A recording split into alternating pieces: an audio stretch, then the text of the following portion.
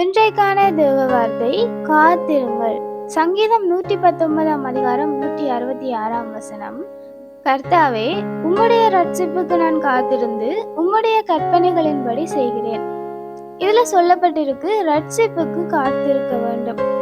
இதுல சொல்லப்பட்டிருக்கிற ரட்சிப்பு நாங்க தேவனை ஏற்றுக்கொண்டு மனம் திரும்பி ரட்சிக்கப்படுகிறதான ரட்சிப்பை குறித்து இதுல சொல்லப்படவில்லை. இதுல சொல்லப்பட்டிருக்கிற ரட்சிப்பு விடுதலை.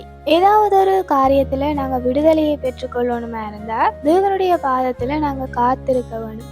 ஏதாவது ஒரு கட்டுக்களுக்கு நாங்க இருக்கிறோமா இருந்தாலோ அல்லது ஏதாவது ஒரு அடிமைத்தனத்துல நாங்கள் இருக்கிறோமா இருந்தாலோ அந்த அடிமைத்தனங்கள் கட்டுக்கள்ல இருந்து நாங்கள் விடுதலை பெற்றுக்கொள்வதற்கு தேவனுடைய பாதத்துல நாங்க காத்திருக்க வேணும்.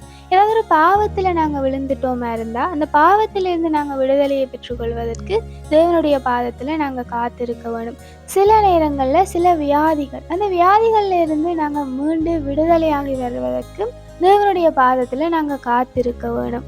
சில பிரச்சனைகள், பாடுகள், துன்பங்கள் என்று இப்படி எதிலிருந்து நாங்கள் விடுதலையை பெற்றுக்கொள்ள வேணுமாக இருந்தாலும் தேவனுடைய பாதத்துல நாங்கள் காத்திருக்கும் பொழுது விடுதலையை பெற்றுக்கொள்ளலாம்.